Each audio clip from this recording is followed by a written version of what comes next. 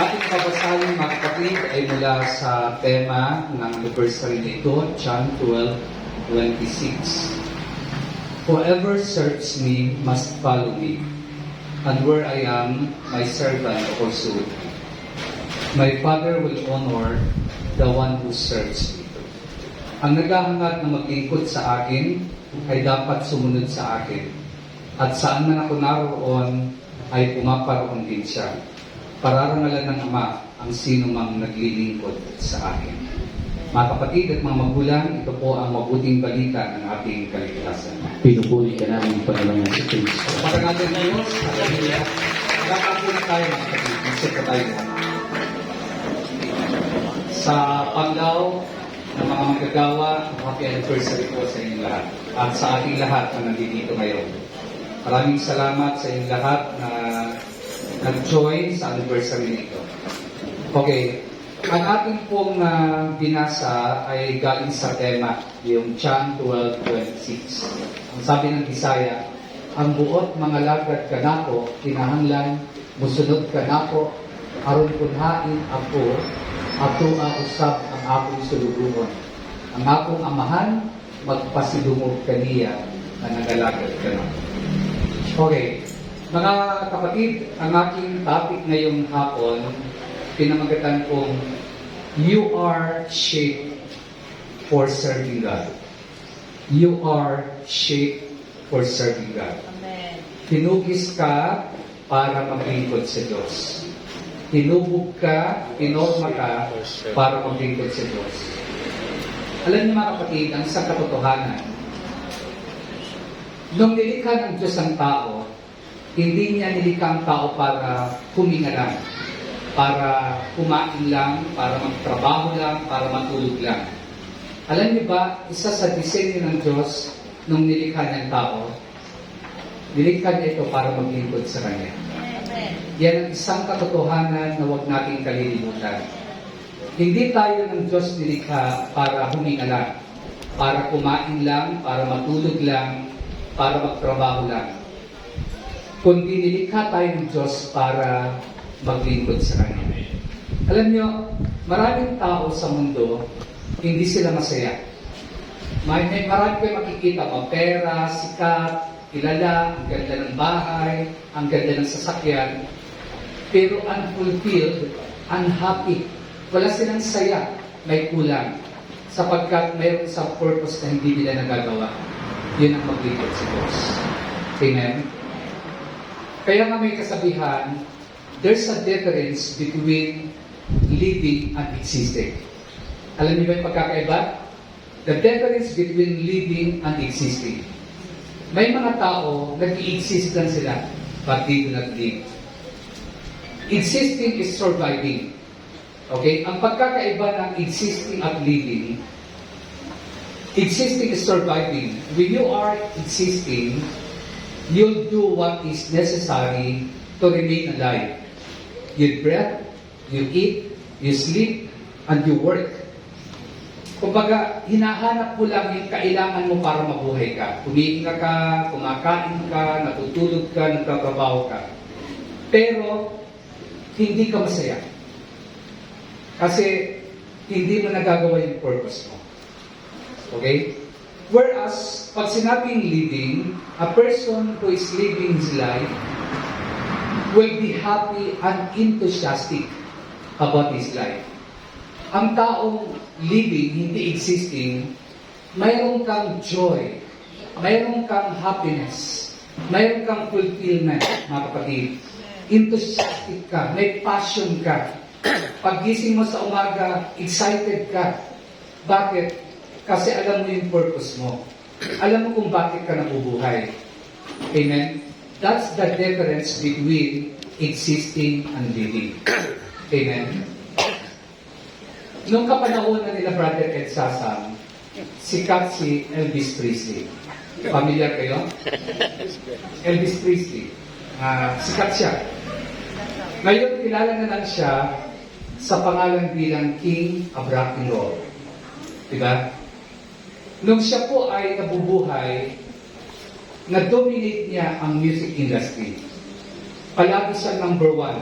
Kahit nung mamatay na siya, mahigit 20 years, naging number one ang kanyang album na Greatest Hits of Elvis. At kahit ngayon, may mga kabataang singer na nire-revive nila ang ilang mga songs ni Elvis Presley, katulad ng Love Me Tender. Nire-revive yan ng mga kabataan. Ganun siya kasikat. Pero alam niyo ba, ang sabi ng mga malapit na kaibigan ni Elvis Presley, sabi nila, bago daw siya namatay, ay walang kaganapan si Elvis Presley. Unfulfilled siya, at malungkot siya. Alam niyo ba, namatay siya at the age of 42. At ang kanyang kinamatay ay na-overdose siya ng drugs. Naging drug addict siya. At naging na-addict siya sa junk foods na naging dahilan ng kanyang obesity. So namatay siya sa obesity at drug addiction. Nung in-interview yung kanyang asawa na si Priscilla, hindi niya raw nalaman kung ang sabi daw ni Elvis Presley nung nabubuhay pa, sabi nung interview si Priscilla yung kanyang wife, hindi raw nalalaman ni Elvis Presley kung saan siya, para saan siya nanlilikha o anong dahilan niya dito sa lupa. He thought he was here for a reason, maybe to preach, maybe to serve, maybe to care other people, maybe to save. That agonizing desire was always with him, and he knew he wasn't fulfilling it. Ang sabi ng kanyang asawa, alam ni Elvis Presley na mayroon siyang reason kung bakit siya nabubuhay, pero hindi niya pinufulfill. Kaya tuwing aakyat siya ng entablado, hindi niya muna iisipin yon. Sa makatawid, lito siya, ligaw siya at hindi ganap. At ang kanyang katagumpayan, kahit famous siya, kahit sikat siya, kahit kilala sa mga kapatid, ang kanyang katagumpayan sa harapan ng maraming tao ay isa lamang kahungkagan. Ang kanyang sarili ay isa lamang kahungkagan sa harapan ng Panginoon. Hindi siya masaya dahil hindi niya nagawa ang isang purpose niya, to serve His Creator. Yes. Maraming tao ngayon sa mundo nag-i-exist lang. They were existing, but they were not living. Amen? Ang aking panalangin ay walang matulad kay Elvis Presley. Ang tanong ko ngayong hapon sa inyo lahat, nais mo bang sundin ng Panginoon at ang kanyang plano sa iyong buhay? Amen. Ang ating tema is, it's all about serving God. Sabi niya, ang buot mga lagad ka na ako. No? Mga lagad ka na ako. At sa dulo, sabi doon, pasidunggan ka ng mga lagad ka na ako. Pararangalan ng Diyos. So, it's all about serving. Mga kapatid, sabi ng Ephesians 2 verse 10, nilalang tayo ng Diyos at binigyan ng bagong buhay kay Kristo Jesus para tayo makagawa ng kabutihan ayon sa matagal na niyang balak. Sa English Bible, for we are God's handwork, created in Christ Jesus to do good works, which God prepared in advance for us to do. Pakinig kayo. We are made to make contribution, not just to consume. We are made to make contribution, not just to consume. Nilikha tayo ng Diyos para mayroon tayong iambag. Hindi lang para ubusin kung anong mayroon tayo. Hindi lang tayo dapat consumer. No? Alam nyo, what matter is not how long you live, but how you live. Amen. Hindi, wala sa haba ng buhay, ang buhay natin sa mundo, kundi ano ang ginawa mo sa buhay mo. Amen.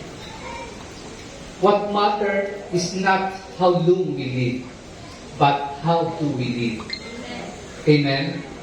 Mga kapatid, maraming tao mahabang buhay nila, pero wala naman sila nagagawa para sa Diyos at sa kanilang kapwa.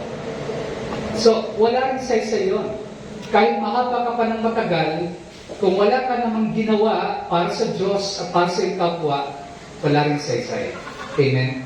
Not the duration of life, but the donation of life. Ulitin ko ha. Not the duration of life, but the donation of life. Amen. Wala yan sa tagal, wala yan sa haba, kundi ano yung binigay mo. Ano bang binigay mo sa buhay mo? Amen? The Bible says we are created to serve. We are created, we are saved to serve. We are gifted to serve. And we are shaped to serve. Amen? Tayo daw ay nilikha para maglingkod. Tayo ay niligtas para maglingkod. Tayo ay gifted. Meron tayong mga talento, meron tayong mga talino para maglingkod. And we are shaped to serve. Pinorma tayo ng Diyos para maglingkod. Amen? At syempre, kung tayo ay bibigyan ng gawain, kasama doon ang kakayahang gawin ang gawain binibigay sa atin. Bibigyan ka ng Diyos ng kakayanan, abilidad, kapag meron siyang papagawa sa iyo. Hindi niya tayo bibigyan ng gawain hanggat hindi niya muna tayo bibigyan ng gamit at kakayahan. Pakinggan niyo. Job 10 verse 8. Ang iyong mga kamay ang humugis at gumawa sa atin. Your hands shaped me and made me. Ang Diyos ang nagbigay ng 5 bagay sa iyo. Yung word na shape, may 5 letter yan. Ano yung spelling ng shape? S-H-A-P-E. 5 bagay yan. Alam niyo bang ibig sabihin ng acronym na shape? S stands for spiritual gift. Mayroon kang spiritual gift, mga kapatid. Amen. H stands for heart. Binigyan ka ng Diyos ng heart, ng passion. Kung ano yung passion mo. A stands for abilities. Lahat tayo binigyan ng abilidad ng Diyos. Ang iba sa inyo, may abilidad ng tumugtog. Ang iba sa inyo, may abilidad na kumanta. Ang iba sa inyo, may abilidad na sumayaw. Ang iba sa inyo, may abilidad na mag-akay. Abilidad na magluto, magpakain, mamahala. At alam nyo, ang letter P ay stands for personality. Mayroon tayong iba't ibang personality, di ba? Mapapansin nyo, mayroon mga taong introvert, may mga taong extrovert. Pansin nyo yun? May mga taong reserve, may mga taong namang madaldal, may mga taong outgoer, may mga tao naman na gusto lang nasa loob. Iba't ibang personality, pero binigay ng Diyos yan. At ang E stands for experience. May 5 bagay na binigay ang Diyos sa atin. Spiritual gift, heart, abilities, personality, and experience. Yan ang shape na binigay ng Diyos sa atin. At lahat ng yan, yung 5 binanggit ko, binigay ng Diyos sa atin yan para gamitin natin sa Kanya. Para maglingkod tayo sa Kanya. Ang spiritual gift, binigay ng Diyos sa iyo para paglingkuran siya sa gift na mayroon ka. Ang ability mo, tatanungin ko kayo, sino sa atin ang may pari-parihong personalidad o abilidad o karanasan? Iba-iba tayo. Amen? Magkakaiba tayo ng shape. Kahit sa katawan natin, magkakaiba yung shape natin. Amen? Magkakaiba tayo. Ang mukha natin magkakaiba ng shape, mga kapatid. Ang mga ito ay sadyang iba't iba sapagkat kasama ito ng plano ng may kapal para sa atin. Amen? Kaya, tingnan niyo ang katabi ninyo. Pakitingin muna. Tingnan niyo. Hindi ba kayo nagpapasalamat na hindi kayo magkamukha? Amen? Bakit? Ibig sabihin, lahat tayo unique. Lahat tayo iba't iba. Iba't iba tayo ng personalidad. Iba't iba tayo ng abilidad. Iba't iba tayo ng passion. Iba't iba tayo ng experience. Amen? Iba't iba. Yan ang shape, mga kapatid. At plano yan ng Panginoon. 1 Peter 4 verse 10. Pakinggan nyo. Each of you should use whatever gift you have received to serve others as faithful stewards of God's faith in its various forms. Bilang mabubuting katiwala ng iba't ibang kaloob ng Diyos, gamitin niyo sa kapakinabangan ng lahat ang katangiang tinanggap ng bawat isa. Ang tanong, nagagamit niyo ba ang mga kaloob na nasa inyo para sa kapakinabangan ng iba? Amen. Nagagamit niyo ba ang kaloob na mayroon kayo para makinabang ang iba?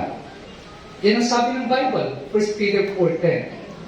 Sabi nga ng isang quotation, you are blessed to be a blessing. You are blessed to be a blessing.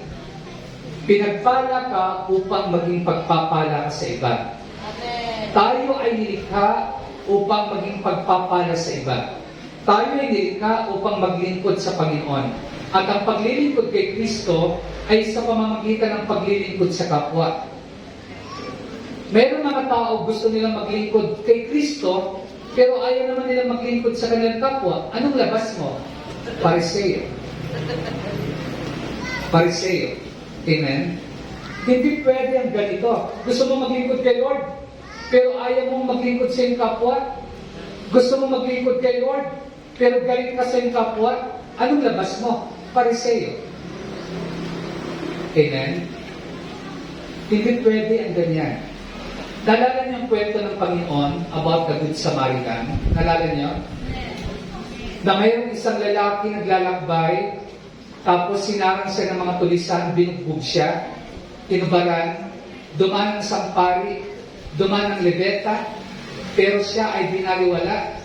Ang sinong dumaan ng pangatlo? Samaritano, unbeliever, hindi mananampalataya, pero siya ang tumulong sa binugbog na lalaki. Anong pinapakita ng Panginoon? Tayo ay tinawag upang maglingkod. At ang paglilingkod sa kapwa, lalo na sa kapatiran, ang tanging paraan upang maglingkod kay Kristo. Amen? Ang tawag dito ay ministry. Sabihin niyo nga, ministry. Ministry. Marami ang may maling pagkaintindi sa salitang ministry or minister.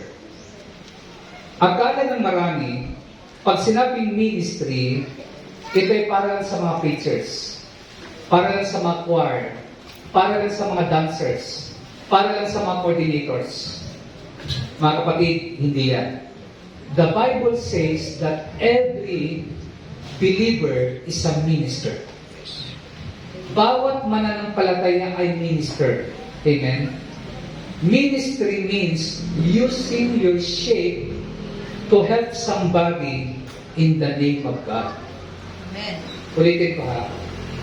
Ministry means using your shape, your spiritual gift, your heart, your abilities, your personality, your experience, using your shape to help somebody in the name of God.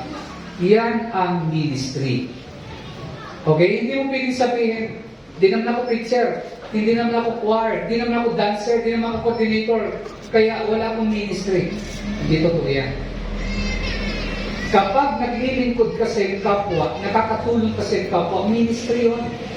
For example, mga kabataan, kapag tumutulong kayo sa bahay para maibsan yung bigat na ginagawa ng mga magulang mo, ministry mo yun. Kasi nakikinabang ang magulang mo sa gift na meron ka.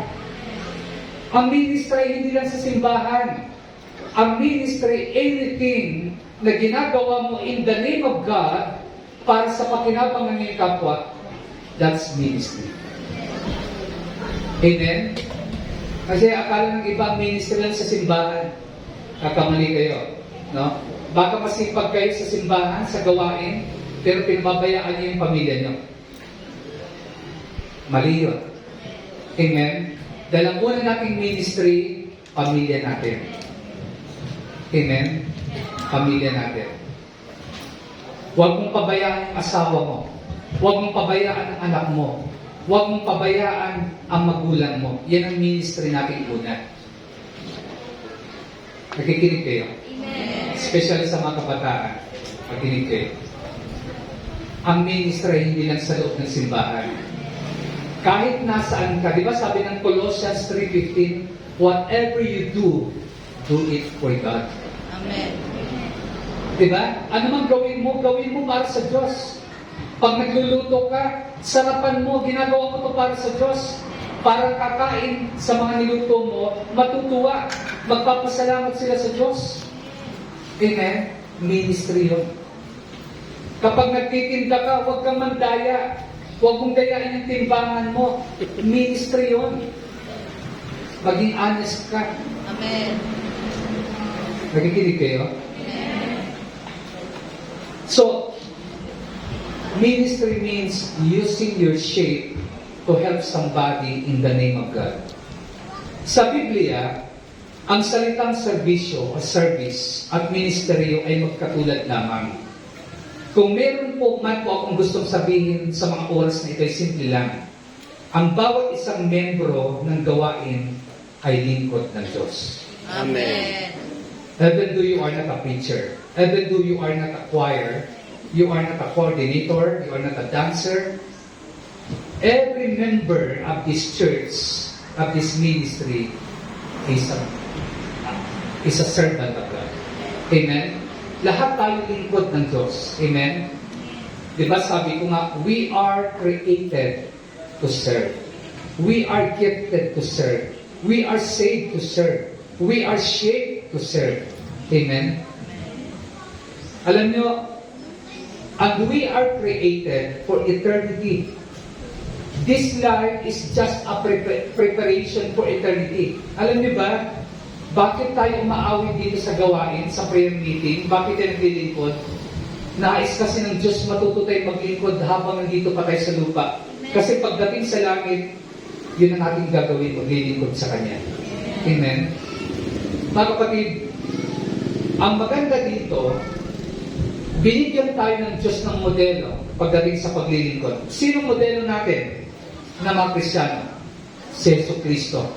Sabi ng Matthew 20:28, tumulad kayo sa akin, hindi ako naparito upang paglingkuran, kundi upang maglingkod. Makinig kayo ha? Tumulad kayo sa akin, hindi ako naparito upang paglingkuran, kundi upang maglingkod. Now, ngayong hapon, since ang ating topic is shaped, you are shaped to serve God. You are shaped for serving God.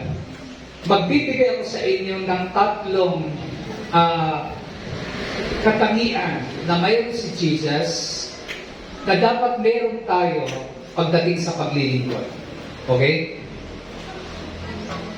Modelo natin si Jesus. Tatlo lang ito mga kapatid. Number 1, ang paglilingkod na katulad ni Kristo ay ang pagiging available. Sabihin niyo nga, available. Pag sinabing available, handa ka. Okay? Handa ka. Ang naglilingkod sa Diyos, dapat available ka, katulad ng Panginoon. Pakinggan niyo, mababasa natin sa Matthew 20:32. Isang araw, si Jesus ay naglalakad galing Jericho, may dalawang bulag ang sumisigaw sa kanya ng ganito, "Mahabag ka sa amin, anak ni David." Tumigil si Jesus at sila'y tinawag at sila'y tinipiling. So sa inyong mga Bible, kung babasahin niyo yan, Matthew 20:32, i-circular ninyo yung salitang tumigil ang Panginoon. Naniniwala ako na kung nais nating maglingkod ng katulad kay Kristo, tayo dapat ay available. Tayo dapat ay handa sa gawain. Ang pagiging sensitibo sa paligid ay isa sa mga dapat nating naisin sa paglilingkod. Kung si Jesus ay dire-diretso lang ng kanyang lakad, malamang hindi niya mapapansin yung bulag, hindi niya mapapagaling yung bulag. Pero pansinin niyo, tumigil siya. Amen? Mga kapatid, kaya niya napansin ang bulag dahil tumigil siya. Ito ang pinapakita sa atin ng Diyos. Handa dapat tayong maabala kung nais nating magpagamit sa Kanya. Amen. Ayaw niya ng busy na salita sa ibang bagay. At nakakalungkot, pagdating sa gawain ng Panginoon, pag ini-invite, ang sagot ng marami, busy ako ngayon. Ang isang lingkod ng Diyos dapat available ka. Yan ang unang katangian. Naniniwala ako na ang unang ministeryo ng isang Kristiyano ay ang ministeryo ng pag-attend sa simbahan. The ministry of attendance. Isa rin yan, ang ministry. Okay? Paano ka gagamitin kung wala ka sa gawain ng Panginoon? Paano ka makaka-encourage sa mga kapatiran kung wala ka? Paano mo ipapako ang pako kung wala kang martilyo? Paano mo tutugtugin ang organ kung hindi ka tutugtog? Paano ka magpe-fellowship kung walang tao? So the first ministry, pagdating sa gawain ng Panginoon, ay the ministry of attendance. Dapat available tayo. Amen? Sa mga tagapanglaw, dapat andito kayo hindi lang pag-anniversary. Kundi every prayer meeting, dapat nandito tayo.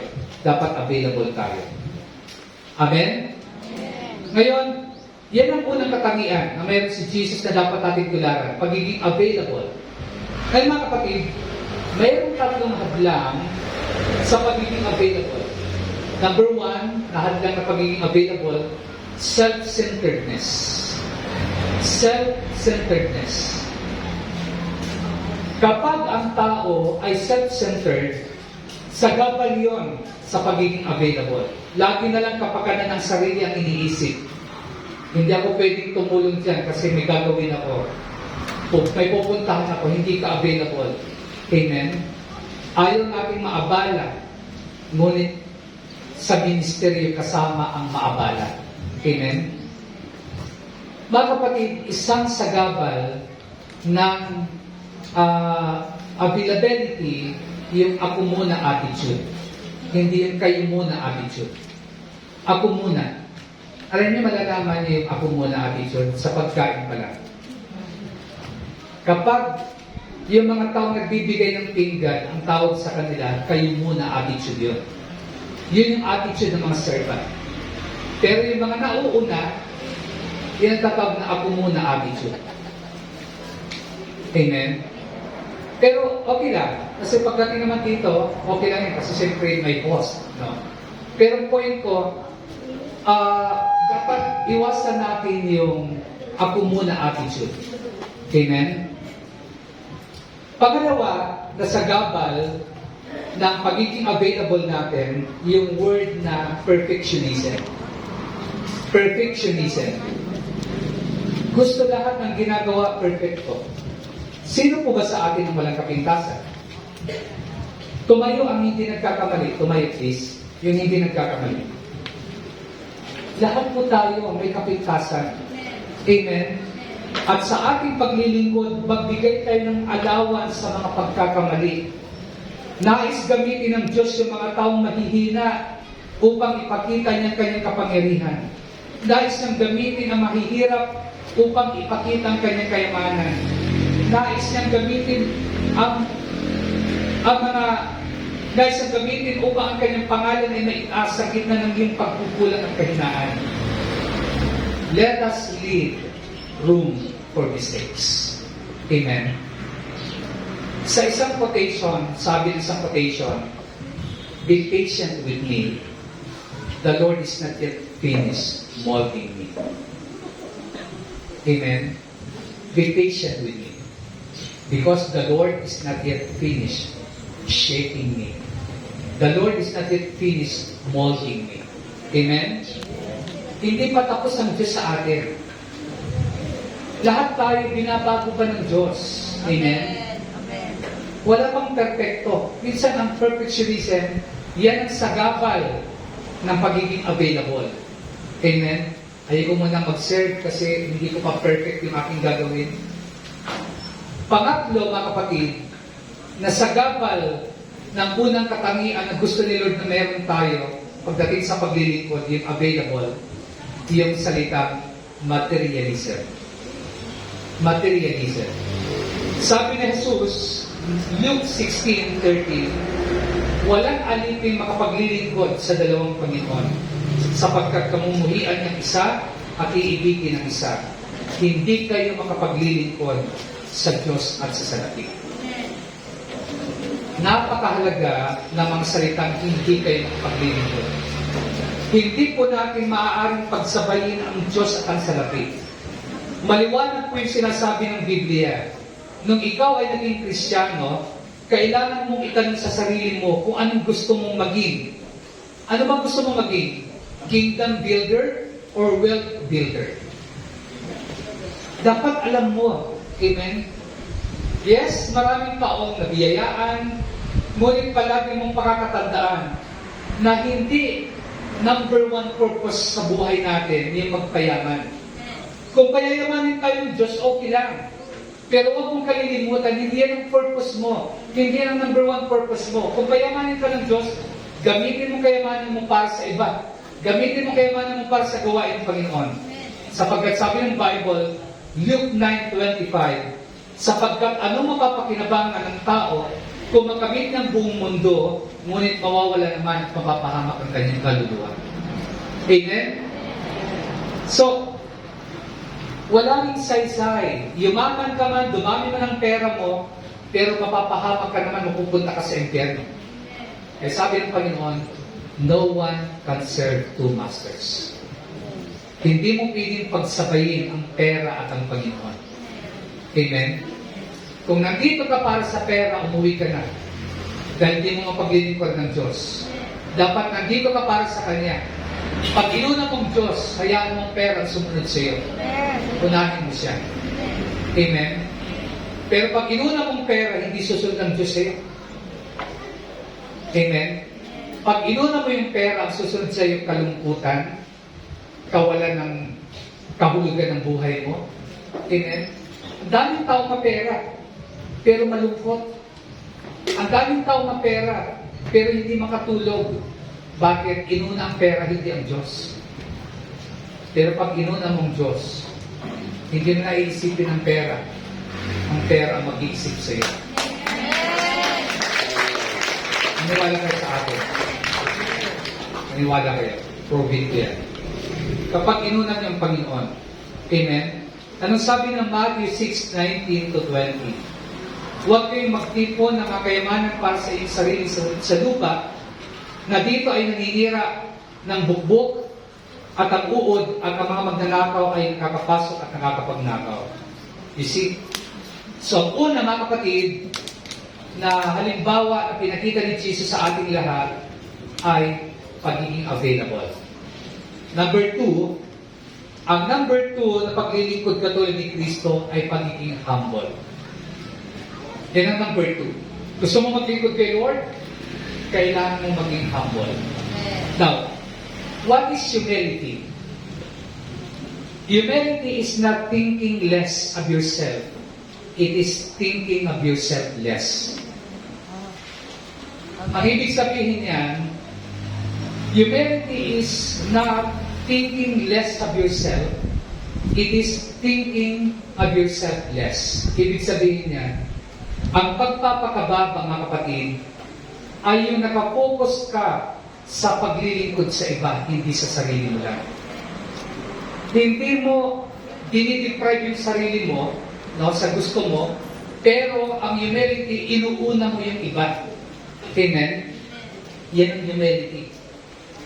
Kaya, kung palagi mong iniisip lang sarili mo at hindi mo inuuna yung iba, walang humility sa iyo. Amen? Ano sabi ng Bible? 1 Peter 5, verse 5. Be clothed with humility, for God resists the proud, but gives grace to the humble.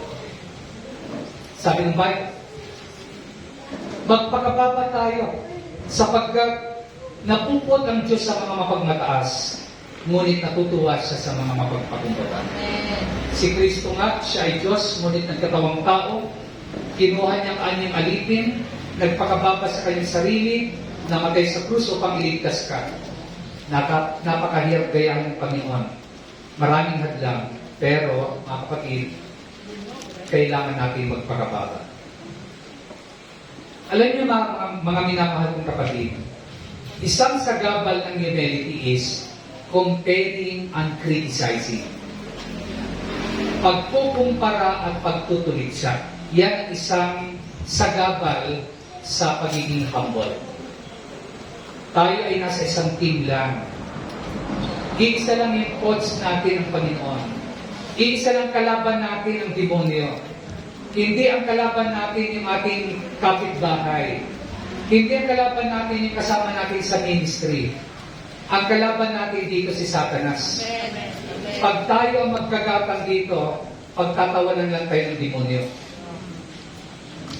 Isang sagabal, mga kapatid, ng humility is comparing and criticizing. Pagkukumpara at pag-criticize sa bawat isa. Amen? Mga kapatid, paano kung tayo ang magkukumparahan, magtutuligsaan? Ano mangyayari sa atin? Amen? Mga kapatid, hindi ito ang gusto ng Panginoon. Nawa ay walang ganito sa gawain ng Panginoon. Sisirain tayo ng demonyo. Amen? Pangalawang sagabal ng ating humility is wrong motivations. Sinabi ng Matthew 6:1, pag-ingatan niyo na huwag maging-pakitang tao lamang ang paggawa niyo ng mabuti. Ang paglilingkod at pakitang tao ay hindi kailanman maaaring magsama. Ang paglilingkod at ang pagpapakitang tao ay hindi pwedeng pagsamahin. Are you listening, mga kapatid? Amen. So, dapat tayong lahat ay nagkakaisa, nagmamahalan, papatawaran, nagbibigay ng allowance sa mga mistakes ng iba. Amen. Number 3, last. Available, humble. Ang pangatlo, mga kapatid, na example ni Christ sa ating lahat sa paglilingkod. Katulad ni Kristo ay pagiging faithful. Amen. Tapat. Amen. Hindi ka lang available, hindi ka lang humble, kundi dapat faithful ka. It means you keep on going, you don't quit in the middle of your assignment. Amen. Anong sabi ni Jesus sa John 17:4? I have brought you glory on earth by completing the work you gave me to do. Sabi ng Panginoon, binigyan kita ng karangalan sa pamagitan ng pagtupad sa lahat ng pinapagawa mo sa akin. Jesus was faithful in fulfilling His service. Hindi siya gumibak. Amen? And if you are going to be like Jesus, it means you're going to serve, mga kapatid, as long as you are alive. Kung gusto mo maging katulad ni Kristo, habang nabubuhay ka, maglingkod ka. Amen? You may retire from your job someday, but you'll never retire from ministry. Amen? You never retire from service. You never retire from doing what is necessary for God. Mga kapatid, sa huling ito na the Lord, yung aking pangatlong katangian na in-example ni Jesus, pagiging faithful. Mayroon akong tatlong bagay na nakapaloob sa pagiging faithful. Una, tatanda natin, the Lord looks at the heart. Ang Diyos nakatingin sa puso ng bawat isa. Ang tao nakatingin sa labas, pero ang Diyos nakatingin sa puso natin. Maging faithful ka kasi ang Diyos nakatingin sa puso mo. Pangalawa na bagay, the Lord wants your best. Gusto ni Lord, ibigay mo yung pinakamaganda mo, pinaka-the best mo. Pag sumasayaw ka, ibigay mo yung the best na pagsayaw para sa Kanya.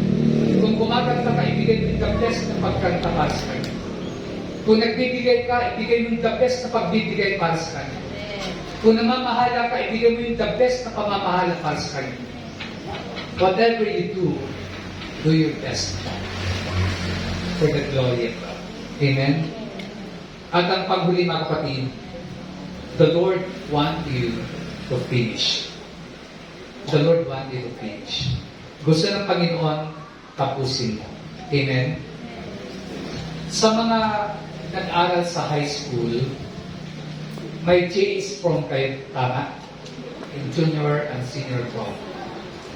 Sa JS prom, mayroon yung tatawag na junior candle at senior candle. Anong nire-represent ng junior candle at senior candle?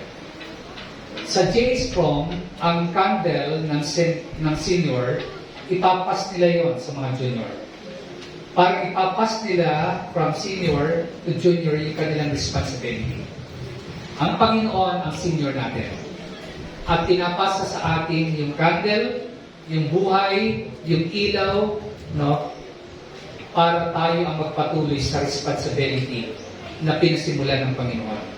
Amen? Hindi ko alam kung gaano na lang kaigli yung candle niya. Candle means life, yung buhay natin. Hindi ko alam kung gaano kakahaba ang candle niya. Pero, ang isang bagay na sasabihin ko sa inyo, gamitin niya para sa Panginoon. Amen. Nais ng Diyos, ibigay mo at alay mo ang buhay mo para sa Kanya at sa Kanyang gawain. Amen? Nais ng Diyos, ibigay mo yung the best. Amen? Palapakan natin ang Panginoon. Tumayo tayo na.